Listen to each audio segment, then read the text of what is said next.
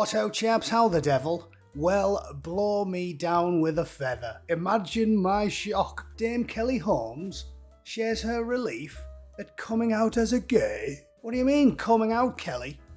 It was common knowledge for years amongst the general public that Kelly Holmes was partial to a bit of scissoring. Everybody knew this. It was common knowledge in military circles, and several years ago she was known to have asked an LGBT group whether or not it was an issue for the military, and she was obviously informed LGBT people were only banned from the military before the year 2000. I mean, none of this stuff is news to people that pay attention. It is a famous story. I remember it well because it was a paratrooper who came out as trans. Obviously, the Royal Marines had a good chuckle about that one.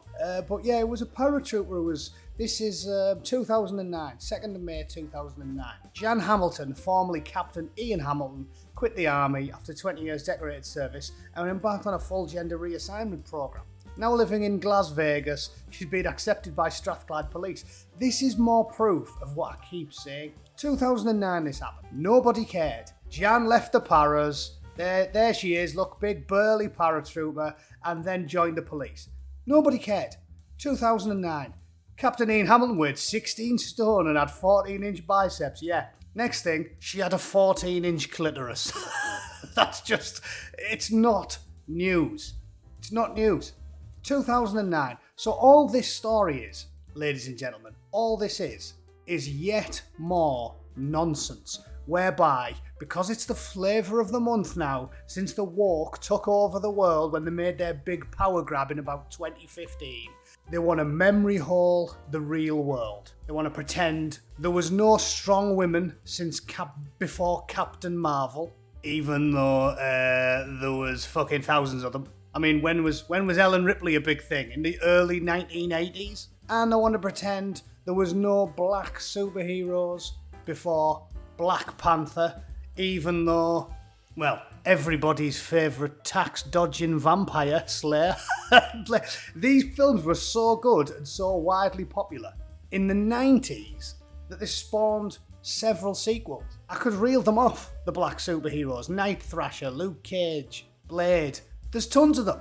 So, it's bollocks, ladies and gentlemen. It's bollocks.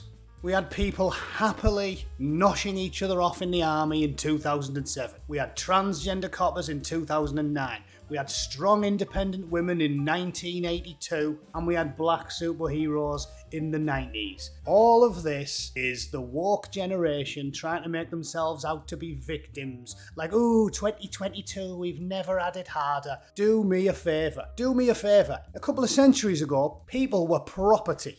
Like a cupboard or a particularly nice cabinet, and you want to pretend like 2022 you've never had it worse. Do me a favour.